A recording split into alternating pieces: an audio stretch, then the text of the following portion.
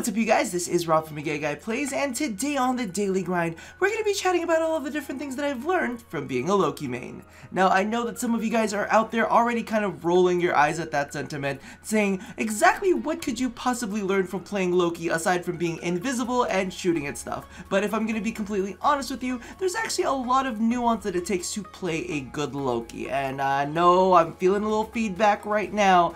People always kind of laugh at the fact that DE has stated that, oh, Loki is desired by advanced players, and there is some reasoning behind that, so let's go ahead and jump on in. Now, I do want to give you guys a little bit of a heads up because I've already played this mission, so I know exactly how it's going, and I do have to say, there are a lot of things that I've learned from playing Loki. However, the following two things are just something that I cannot pick up.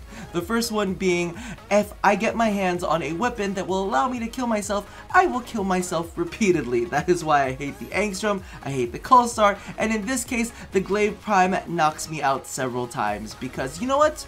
I'm good at killing things, including myself, and unfortunately that's not something I seem to be able to control. The next thing is, of course, something that I have notoriously been horrible for, and that is remembering life support. I just kind of get in this killing zone. Okay, that's what it all boils down to. I like murdering things, and you know what? I get a little carried away, and I don't pay attention to little things on screen that are telling me to keep myself alive. Instead, I'm like, I just want to kill everything, and the life support goes. So when you see the end of this run, just know that this was not the first run that I did, and I also forgot the life support on the other run as well. So that's kind of what happens with that. Unfortunately, there's just some things, there's just some habits that die hard, and those are the two that I will never learn, even when it comes to playing Loki. Now, the first thing that I learned from Loki is the importance of modding your weapons appropriately. Clearly, Loki has absolutely no offensive capabilities whatsoever, unless of course you're counting the pittance of damage that you do with Radial disarm to the infested, but legitimately that's basically nothing. So Loki is highly dependent on the weapons that he has with him in order to deal all of his damage. And let's face it, in the world of Warframe, we are dealing damage all the time. We need to take out enemies left, right, and center, whether it's clearing a pod, clearing a path through rescue targets, or killing enemies for life support in a survival. You gotta be able to kill, and Loki's kit innately doesn't have any way to kill enemies. So that's why you always need to bring the appropriate elemental combo in order to deal the optimal amount of damage. And that's exactly where that quote came from. You needed to bring the right damage types in order to go ahead and wipe out the enemies. And it's not necessarily just based on damage types, but you want to make sure that you're building appropriately for the situation. So if you're going to go up against highly armored targets, you either need to run slash and viral to kind of like bypass all of the armored things that are going on, or if you want to go ahead and use corrosive to strip that enemy down to nothing so that you can kind of take advantage of that situation, as they would say.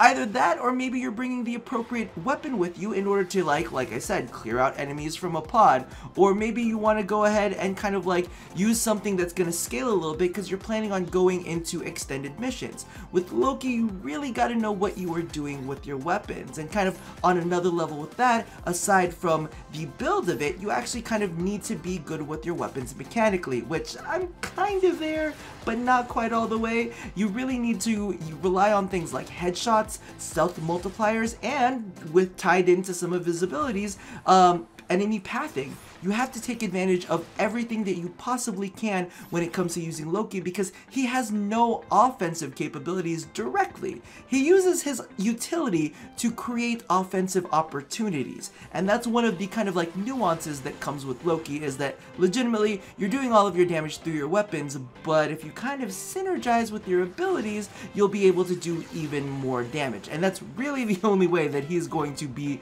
I guess you would say, useful in an offensive setting. So since we're on the topic of offense, I figured this is a good time to jump into Loki's stealth specialization. Now, I know a lot of people regard this as Loki's easy button, but to be completely honest with you, if you're a good Loki, you gotta finesse this one just a little bit. There's a couple tricks that you really need to keep in mind when you are playing a stealth Loki. The first one being enemy priority. This is definitely something that I learned from playing Loki, is you gotta take out the enemies in the right order. You wanna make sure that you're hitting up those ancient healers, so so that all of the other enemies that they're kind of like keeping safe will go down. You need to make sure to kind of clear out the nullifier bubbles so that you can take out those ancients, because sometimes they travel in packs.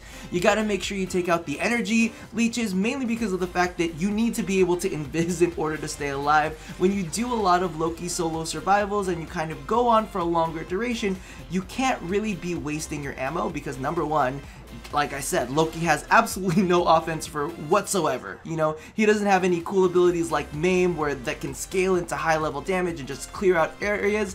He needs to use his weapons a lot. So you can't use all of your bullets, and you can't always use melee to kind of like get into all of those places. You need to make sure you're killing the enemies in the right order, and that is really, really massive when it comes to Loki, and that's definitely something that good Loki players are always looking out for. They're like, is that an energy leech over there? Because if it is, he's gonna fuck up my energy pool. If I don't take him out, then I'm not gonna have enough energy to go ahead and go back and viz to take care of that nullifier that's over there. So it's a lot of kind of like micromanagement in your brain when it comes to the battlefield, because you want to make sure that, you know, you create opportunities for yourself to be successful in there. Now, moving along from that, there's a lot of things that you also need to keep in mind when it comes to pathing, because of course, if you go the wrong way, you might walk right into a nullifier field, or you might catch some kind of like residual auras when it comes to energy leeches, or when it comes to toxic ancients. And to be honest with you, Loki has, I believe it's the lowest health pool and the lowest shield pool in all of Warframe, so you really need to make sure to keep yourself safe. In addition to that, one of the big things that you need to remember as Loki is your friends ain't always your friends. If you are playing a stealth Loki, you need to be very cognizant of where your allies are, and you need to make sure to stay far enough away from them that if enemies are shooting from them, you do not catch a stray bullet or a stray bombard rocket, because that's a big thing. And I'm gonna be completely honest with you, I definitely mod for survivability with Loki. I still have a redirection, and I still have a vitality in there. I do long runs whenever I do Loki, because sometimes you just gotta kind of phase out and you want to do a little bit of survival. And trust me, a lot of deaths don't happen from direct hits. A lot of deaths happen from stray bullets, and it's those stray 1 or 2 bullets that you accidentally catch in between like a stealth refresh that are gonna get you. It's not necessarily gonna be the bombard rocket that hits you head on, it's gonna be the bombard rocket that you invis right by but deals splash damage to you. And that's why I use vitality and redirection, because living through those, and you'll live through a level 150 bombard rocket splash damaging on you with those things. So part of me is like, very important still, because you need to be able to stay alive at any cost. So you really want to make sure you're paying attention to the pathing of enemies, the pathing of your allies. You want to really keep your eye on the landscape of the battlefield, and being invis can kind of help you do that. It's definitely kind of a skill that you end up learning. And one of the other things that I also do that I think is kind of important, you need to be cognizant of your pets sometimes, because sometimes your pets get in the way. One of the kind of big shining stars of that is the Smita and their mischief ability. When I'm using Loki and I'm planning on doing an invis Loki, one of the things that I do is I get rid of mischief, because that actually creates a decoy. So as I'm running around stealth with my kitty and I'm like, oh, everything's fine and dandy, why is that enemy shooting? That enemy should not be shooting. Oh, it's because my Smita created a decoy. And now they're shooting at the decoy, and now there are stray bullets flying all over the place, and there are rockets kind of like flying, and I'll be completely honest with you, I've been caught out so many times, rounding a corner, oh, there's a Smita decoy, oh, there's a rocket heading for that Smita decoy, and now I'm dead. So you really got to make sure that you're paying attention to your pathing, you got to make sure you're paying attention to the battlefield, and you got to make sure that you're taking care of enemies in the right order, so you're not burning through your ammo, and you're being able to keep yourself alive in this world of Eximus and ancient healers and all of that kind of bullshit. Moving on to the other end of the spectrum, specializing in Radial Disarm taught me a couple of very interesting things too, starting with the fact that while things can seem very, very simple, mechanically they might be hiding their complexity. Now, on the surface, Radial Disarm just disarms enemies in an area of effect, right? However, there is a little bit of a domino effect that follows that. So first, if enemies were hiding in cover, Radial disarm actually forces them into melee combat, so now they gotta pop out of cover, allowing you to take a couple shots at them. Now, if they survive those shots, or you completely miss, like I often do, they will actually start pathing towards you. Now, if you lead them into certain areas where they're going up ramps, or they're taking certain routes that cause them to kind of travel in a little bit of a group, you can actually use punch-through weapons to just mow them down. However, if you are using irradiating disarm, that'll actually cause enemies to clump together, and you can take advantage of that with explosive weapons, which kind of ties into the whole fact that you need to know your weapons and you need to know your weapon builds. However, it also merges into something else. Now you are affecting enemy AI. It's not just disarming weapons, but it's actually changing the way that enemies function, and this ties in with the next ability, which is group synergy. This is actually what really caused me to think about different group compositions to take into different scenarios, because of the fact that Loki's irradiating disarm and his just regular disarm will cause enemies to act in such different ways. I actually had to take a look at the way everything was set up a little bit differently. Now, I sat there and I was like, this pairs amazingly well with Nova's molecular prime, because enemies can no longer shoot at you from range, they are forced to come at you. So they are forced to run through the field and get slowed, and of course, a slow enemy is a lot easier to hit, especially if they're taking 2 times damage, which works extremely well with the proficiency you have to have with Loki when it comes to weapons. And of course, Vauban's Bastille is even better because enemies just run into the light net when they're coming at you. It's no longer just kind of like hoping you catch some by throwing your balls out there into the universe and just grabbing them while they're under cover. You can actually force them out of cover and into the net. You're altering their AI to do your bidding. Same thing goes with Nerja's fire trail. Now they have to come through the fire trails in order to get at you. And also Inaros' swarm, because now they're running at the swarmed areas and they're all becoming swarmed.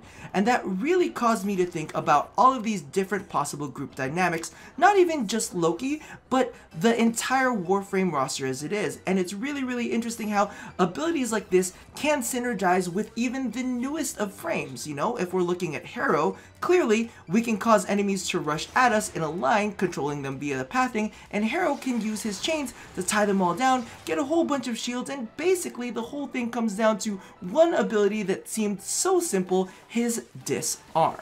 Right? It's a lot more than just a disarm, but something that completely alters the way that the battlefield works. So I'm gonna be completely honest with you, I am a little bit off of my recording game tonight. For some reason the words are just not flowing the way that I want them to flow, which is really sad because this is the Loki episode. This is the episode that is the closest to my heart, and I wanted to make sure that I share everything with you. However, I definitely feel like I might have missed a couple other subtle nuances. However, these are the big overarching kind of ideas that I've picked up when playing Loki. Number one, you really got to get your weapon game on point, be good with your weapons technically, and also know them mechanically and mod them appropriately. The next one, of course, is stealth. Know your enemies. You can go ahead and take them out, and know your priorities of enemies. A lot of people were talking about the whole issue with Vazrin, and they were saying, well, efficiency is great, but it doesn't stop energy leeches. But you know what does stop an energy leech? A big old bullet to the head. So you just do that several times until they're absolutely gone, and guess what? You don't have to worry about them anymore.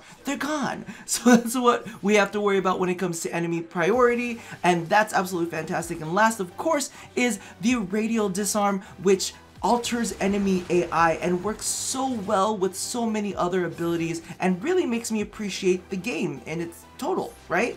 Because it's not just one ability, it's how one ability links to another ability, links to another ability, and links to another ability, and basically makes this great symphony that will all work out in your favor. Because as we know, Loki is not this big offensive powerhouse. However, he can create situations with him and his group mates that allow them to have an easier time to take on enemies, and that is very, very important when it comes to escalating missions, or even hell, the simplest of missions, just doing a mobile defense. It's nice to have a little bit of Loki around when you're taking on the Corpus Grineer or the Orokin. It's always great to kind of like be able to take them down a notch with that Radial disarm, or to be able to kind of catch them out while you're in Viz and take out the ancient healers and whatnot. So that pretty much brings this episode to an end. Let me know if there's anything else that you can think of that you would add into the mix when talking about the ways of the Loki main. Regardless, that's going to be it for me tonight, and as always,